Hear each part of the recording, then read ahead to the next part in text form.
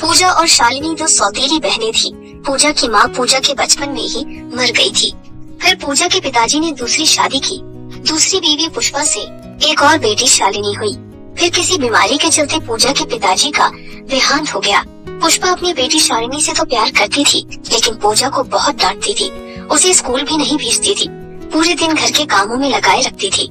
माँ पहले तो इतना परेशान नहीं करती थी, लेकिन पिताजी के जाने के बाद से माँ मुझे हमेशा डांटती रहती है। सारे घर का काम मैं करूँ और प्यार शालिनी को मिले। अरे ओ पूजा, अरे कहाँ आराम फरमा रही है? शाम के खाने का वक्त हो गया है। आज भूखा मारने का इरादा है क्या? अभी बनाती हूँ खाना माँ। और पूजा खाना बनाने चली जाती है। एक दिन पुष्पा घर में पंडित जी को बुलाती है। कहो बहन जी, कैसे याद किया? अब पंडित जी, अब मेरी दोनों बेटियां बड़ी हो गई हैं। कोई अच्छे से दो रिश्ते बता दो। अब बहन जी, आपको तो पता ही है, आजकल सब पैसों के भूखे होते हैं। देखो पंडित जी, मेरी बेटी शालिनी के लिए तो मैं किसी भी चीज की कमी नहीं करूंगी। उसके लिए तो आप अच्छा और ऊंचा और अमीर घर का रिश्ता ही देखना। अब पूजा के लिए जैसा मर्जी देख लेना। माँ बाप दोनों मर गए और इस आफत को मेरे पल्ले बांध गए। अब कैसे न कैसे करके आफत तो सर से टालनी ही होगी। ऐसे ही कुछ दिनों बाद पंडित जी दोनों के लिए रिश्ता लेकर आते हैं और दोनों बहनों की शादी हो जाती है। शालिनी की शादी बहुत अमीर और ऊंचे खानदान में होती है और वही पूजा की शादी एक गरीब परिवार में होती है। दोनों के घर कुछ ही दूरी पर थे। शादी के बाद एक दिन शालिनी गाड़ी से कहीं जा रही थी। अरे पूजा, आ जाओ, मेरी गाड़ी में बैठ जाओ। जहाँ जाना है मैं तुम्हें छोड़ दूंगी। नहीं बहन, मैं बस थोड़ी ही दूर जा रही हूँ। मैं पैदल ही चली जाऊंगी। थोड़ी दूर तो मुझे भी जाना है, लेकिन मैं तो बिना गाड़ी के नहीं जाती हूँ। मुझे धूल मिट्टी से बहुत एलर्जी है। चलो ठीक है, गाड़ी में नहीं जाना चाहती हो तो वैसे भी तुम्हें तो धूल मिट्टी में घूमने की आदत होगी। ऐसा बोलकर शालिनी अपनी गाड़ी लेकर वहाँ से चली जाती है। फिर एक दिन पूजा का पति मनीष काम से घर जल्दी लौट आता है। अरे, आप जल्दी घर आ गए, क्या बात है? आज आपको मेरी इतनी याद आ रही थी कि दिन में ही काम छोड़कर भाग आए। पूजा, मैं मजाक के मूड में नहीं हूँ। क्या हुआ? आप इतने परेशान क्यों लग रहे हो? जिस फैक्ट्री में मैं काम कर रहा था, उसमें कुछ नई मशीनें आई हैं, जो हम मजदूरों का काम किया करेंगी। इसलिए कुछ मजदूरों को फैक्ट्री से निकाल दिया गया है। उन मजदूरों में मैं भी शामिल हूँ। ओहो, ये तो बहुत बुरा हुआ। अब हमारा गुजारा कैसे चलेगा? मुझे भी कुछ समझ नहीं आ रहा है। आप बोलो तो मैं अपनी बहन शालिनी से बात करूं। उनके पति की बहुत सी फैक्ट्री है, क्या पता वहाँ पर कोई जगह मिल जाए। हाँ, ये ठीक रहेगा। तुम आज ही जाकर बात कर लो। पूजा शालिनी के घर जाती है। अरे पूजा, आज कैसे आना हुआ? वो बहन, मुझे तुमसे कुछ मदद चाहिए थी।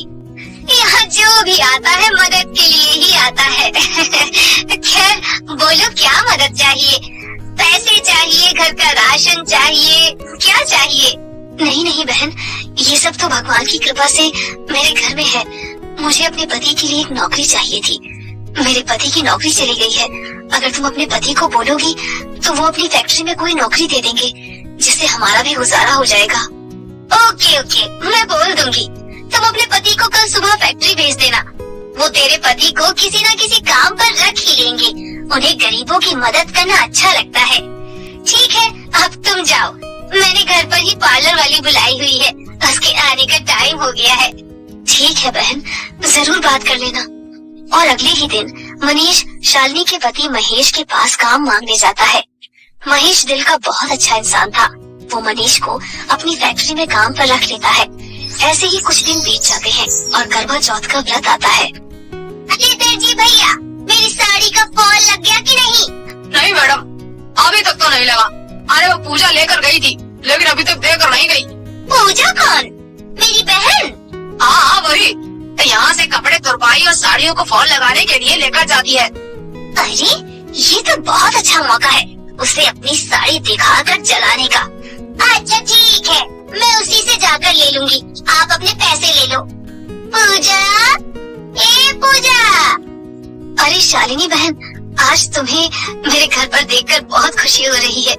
हाँ, वो सब तो ठीक है। वो दर्जी ने जो साड़ी तुम्हें फॉल लगाने के लिए दी थी, वो तैयार हो गई है नहीं? मुझे करवा चौथ के व्रत पर वही साड़ी पहननी है। अरे बहन, मेरे पास तो बहुत सी साड़ी है, तुम कौन सी साड़ी की बात कर रही हो? भला ये कोई पूछने वाली बात है? जो सबसे ज्यादा सुंदर और महंगी हो वही मेरी साड़ी होगी। ये देखो शालिनी, ये तुम्हारी साड़ी है। देखा, पहचान गई ना मेरी साड़ी। चलो, खरीद नहीं सकती तो क्या हुआ, कम से कम महंगी साड़ी की पहचान तो है तुम्हें। ये लो, ये साड़ी तैयार है। अच्छा, अब मैं चलती हूँ। अरे शालिनी, अभी तो तुम आई हो और अभी जल्दी बैठो ना, चाय बना देती हूँ। नहीं नहीं, मुझे करवा चौथ के व्रत की तैयारियां भी करनी है, बहुत काम है मुझे। अभी तो बस साड़ी आई है, इसके साथ ही मैचिंग की और भी बहुत चीजें लेनी है। तुम तैयारी नहीं कर रही करवा चौथ के व्रत की? इसमें तैयारी क्या करनी, वक्त पर जो हो जाए, जैसा हो जाए, सब ठीक ही है। हाँ, अब पैसे हो तो कुछ तैयारियां हो ना। तुम्हारे पति जितना कमाते हैं उसमें तो तुम्हारे घर का गुजारा ही होता होगा। बहन, व्रत तो हम अपने पति की लंबी उम्र और उसकी सुरक्षा के लिए रखती है।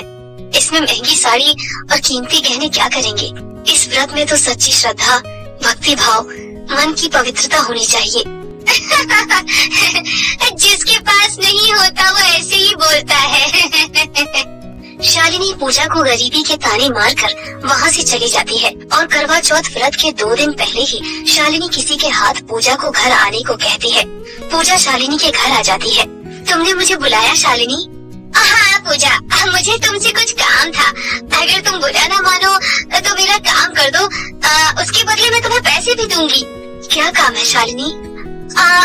वो मेरी काम वाली 2 दिन तक नहीं आएगी। वैसे तो मैं घर के सारे काम कर लेती हूँ, लेकिन मैंने अभी करवा चौथ के व्रत के लिए पार्लर से मैनिक्योर और पेडिक्योर और फेशियल और नेल आर्ट भी करवाया है। एक तो इनमें बहुत पैसा लगता है, एक बात को तो पैसे फिर भी देखे जा सकते हैं, लेकिन अगर मैं घर के काम करूँगी तो मेरे हाथ और नेल आर्ट तो खराब हो जाएंगे। और मुझे करवा चौथ के व्रत पर सबसे अलग दिखना है, इसलिए सोचा घर के काम के लिए तुम्हें बुला लूं। 2 दिन यहाँ पर काम कर लेती हूँ, जो पैसे मिलेंगे उससे पूजा का सामान अच्छे से आ जाएगा। अरे पूजा, किस सोच में पड़ गई? कुछ नहीं, हाँ मैं कर दूंगी, तुम्हारे घर का काम कर दूंगी। 2 दिन तक पूजा शालिनी के घर का सारा काम करती है। फिर करवा चौथ व्रत से 1 दिन पहले शाम को, शालिनी तुम्हारे घर के बागीचे में मेहंदी का पेड़ है, मैं उसके कुछ पत्ते तोड़ लूं? अरे तुम उनका क्या करोगी? वो कल मेरा व्रत है ना, तो हाथों पर मेहंदी लगानी है, तो सोचा जब यहाँ मेहंदी का पेड़ है तो क्यों पैसे खर्च करना। अरे तुम शाम को मेरे साथ मेहंदी लगवाने चलना, मैं शाम को पार्लर से मेहंदी लगवा कर आऊंगी।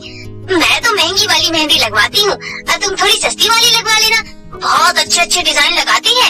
और रही पैसों की बात, तो जो तुमने 2 दिन मेरे घर का काम किया है उसमें से मेहंदी के पैसे दे देना। नहीं शालिनी, उन पैसों से मैं पूजा का सामान लाऊंगी। ठीक है, जैसा तुम्हें ठीक लगे। तोड़ लेना कुछ पत्ते, ज्यादा मत तोड़ना, कभी हमारे बागीचे की शोभा बिगड़ जाए। मजाक कर रही हूँ, जितने लेने हो ले लेना। करवा चौथ के व्रत वाले दिन सुबह, शालिनी वो मुझे मेरे काम के पैसे दे दो। अरे पूजा, ये देखो मेरी मेहंदी कितनी सुंदर है ना, पूरे 2000 की लगवाई है। बाप रे, इतने पैसे? और क्या, अब देखना मेरी सब सहेली मेरी मेहंदी देखती रह जाएंगी। तुम दिखाओ अपनी मेहंदी। मुझे तो मेरी करवा माता को ये मेहंदी दिखानी है, और मुझे पता है करवा माता को मेरी मेहंदी बहुत पसंद आएगी। माता को भी सुंदर चीजें ही पसंद आती है, तुमने तो बस लाल हाथ कर लिए, इसमें पसंद आने वाली कौन सी बात है। करवा माता मेहंदी के डिजाइन को नहीं, लगाने वाले के मन को देखती है। जाओ तुम अपना काम करो, मुझे भाषण मत सुनाओ। शालिनी की बात सुनकर पूजा अपने घर चली जाती है। शाम को करवा माता की कथा सुनने का टाइम आता है। अरे मुझे तो पढ़ना नहीं आता है, चलो कोई बात नहीं, अपनी बहन शालिनी के पास जाकर कथा सुन लूंगी। पूजा अपनी कथा की थाली तैयार करके शालिनी के घर जाती है। वहाँ शालिनी की अमीर से अमीर सहेलियाँ महंगे महंगे कपड़े और गहने पहन के कथा सुनने के लिए बैठी हुई थी। तभी पूजा को दरवाजे पर आता देखकर शालिनी जल्दी से उठ के पूजा के पास जाती है। अरे तुम यहाँ क्यों आई हो? शालिनी, मुझे पढ़ना नहीं आता, तुम तो ये जानती ही हो, तो मैंने सोचा कि तुम कथा पढ़ोगी तो मैं भी सुन लूंगी। अरे नहीं नहीं, यहाँ मेरी बहुत अमीर से अमीर सहेलियाँ बैठी हैं, तुम उनके बीच में बैठोगी तो मेरे बारे में क्या सोचेंगी वो? तुम कहीं और जाकर कथा सुन लो। ठीक है शालिनी, देखती हूँ कोई कथा सुनाने वाला मिल गया तो। हाँ, जाओ जाओ जाओ। शालिनी अपने घर का दरवाजा बंद कर लेती है और कथा पढ़ने बैठ जाती है। अरे कथा की आवाज तो यहाँ तक आ रही है, मैं यही खिड़की के पास बैठकर कथा सुन लेती हूँ। इससे शालिनी की बेइज्जती भी नहीं होगी और मैं कथा भी सुन लूंगी। पूजा वहीं बैठकर कथा सुनती है और दरवाजा खुलने से पहले कथा सुनकर वहाँ से चली जाती है। कथा सुनकर शालिनी की सहेलियाँ अपने अपने घर चली जाती हैं। तभी फोन की घंटी बजती है। हेलो, तुम्हारे पति का एक्सीडेंट हो गया है, वो सिटी हॉस्पिटल में एडमिट है। शालिनी अपनी सभी सहेलियों के पास फोन करती है, लेकिन उसके साथ कोई भी हॉस्पिटल जाने को तैयार नहीं होता। तभी शालिनी, तुम्हें कुछ पता चला? हाँ पूजा, महेश का एक्सीडेंट हो गया है, वो हॉस्पिटल में है, मुझे समझ नहीं आ रहा मैं क्या करूँ। तुम रोना बंद करो और मेरे साथ हॉस्पिटल चलो, वहाँ मनीष भी है, सब ठीक हो जाएगा। दोनों मिलकर हॉस्पिटल जाती हैं। वहाँ डॉक्टर बताते हैं, महेश के सर पर गहरी चोट लगने से वो कोमा में चला गया है। अगर सुबह तक होश आ गया तो ठीक है, वरना ठीक होना मुश्किल है। डॉक्टर की बात सुनकर शालिनी रोने लगती है। अरे तुम रो क्यों रही हो? क्या तुम्हें अपने करवा चौथ के व्रत पर विश्वास नहीं है? अब तुम घर चलो, रात की पूजा भी करनी है। दोनों घर आ जाती हैं। पूजा और शालिनी एक साथ मिलकर करवा माता और चंद्रमा की पूजा करते हैं। पूजा हाथ जोड़कर, हे करवा माता, जैसे आपने हमेशा मेरे पति की रक्षा की है, वैसे ही मेरी बहन के पति की भी रक्षा करना। पूजा बहन, मुझे माफ कर दो, मैं आज समझ गई कि करवा चौथ का व्रत कपड़ों, गहनों और कीमती चीजों का दिखावा नहीं, बल्कि ये तो सिर्फ अपने पति की लंबी उम्र और उनकी सुरक्षा का व्रत है। मैंने तुम्हारे साथ कितना गंदा बर्ताव किया, फिर भी तुमने मुसीबत में मेरा साथ दिया और करवा माता से मेरे पति की सुरक्षा की प्रार्थना की। तभी फोन आता है और फोन पर मनीष बताता है कि महेश को होश आ गया है, अब वो खतरे से बाहर है। शालिनी पूजा को सब बताती है। देखा, तुमने सच्ची भक्ति और भावना से पूजा की तो करवा माता ने सब ठीक कर दिया। जय करवा माता की। हे करवा माता, सबके सुहाग की ऐसी ही रक्षा करना। दोस्तों, कहानी अच्छी लगे तो वीडियो को लाइक और चैनल को सब्सक्राइब करें और कमेंट में करवा माता की जय लिखें।